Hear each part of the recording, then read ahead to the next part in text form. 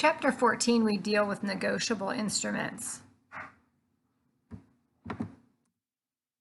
The types of negotiable instruments that the textbook talks about are drafts, which would be bank drafts, checks, which are going to be the most common, and then there'll be different terminology that you want to understand with a check.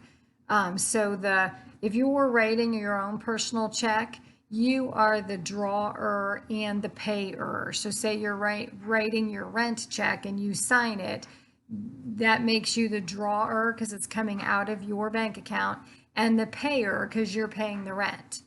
The drawee is the bank on which your check is drawn. So say your checks are with PNC or Huntington, whichever bank you have, that is the drawee. That is the bank that has to honor that check.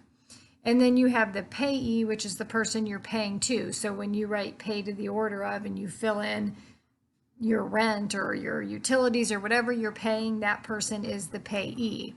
We can also have promissory notes, and those are negotiable instruments as well. So basically you're promising to pay another person, and it would have a lot of the same characteristics as a check has.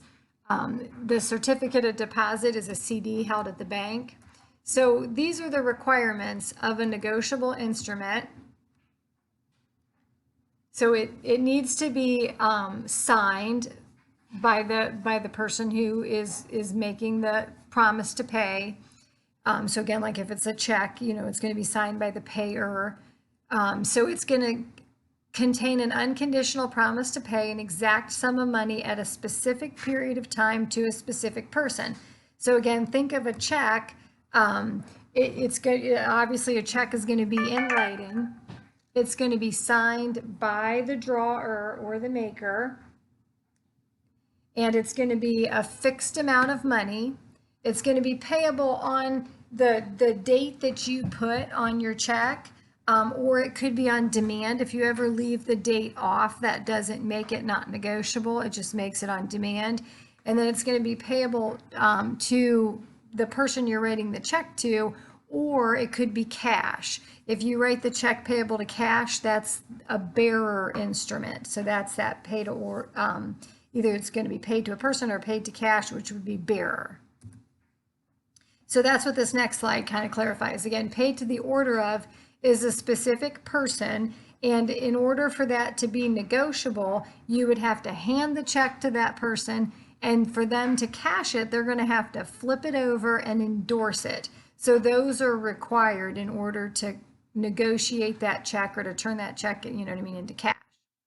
A bearer instrument is going to be paid to the order of cash, and then you can hand that to anybody. So anyone can take it to any bank. Now the bank might ask for their driver's license when they cash it because they're going to have to flip it over and sign it, but that's just the bank's policy. From a legal standpoint, all that's required is you just have to hand it to the person, and that has negotiated that check. So you do want to know the difference between the order instruments and the bearer instruments.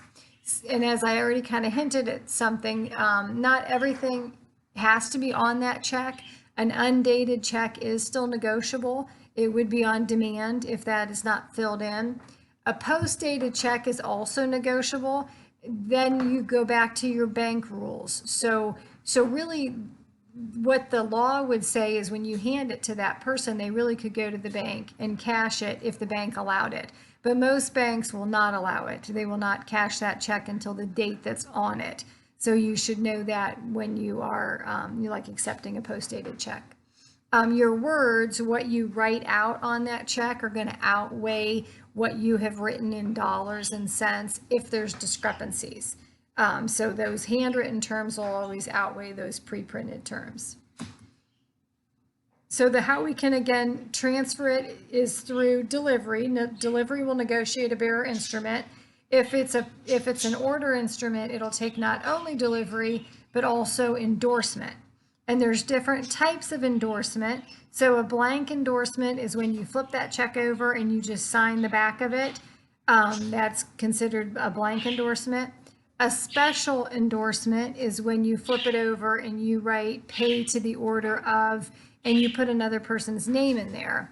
Now, I feel like banks are very strict on some of this stuff, so I'm not 100% sure how the banks feel, but this is just the state law. So this just goes back to what the law says. The banks can be more particular.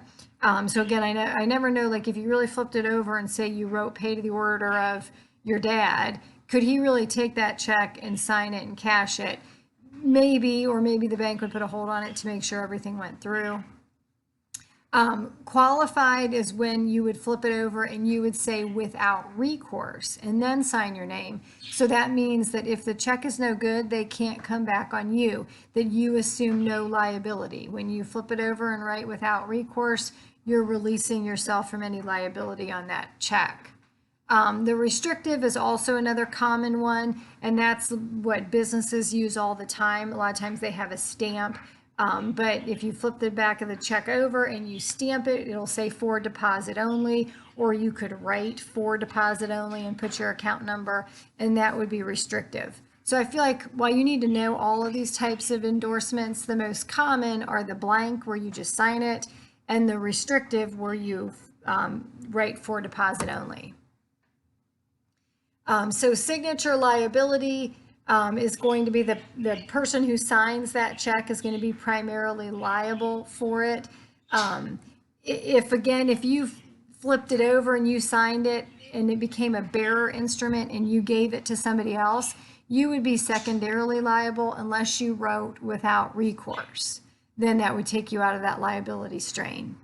You can have unauthorized signatures, due to forgery, if someone would get a hold of your checks and write unauthorized checks.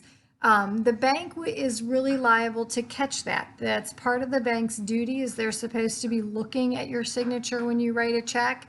So they're going to be liable for that forgery.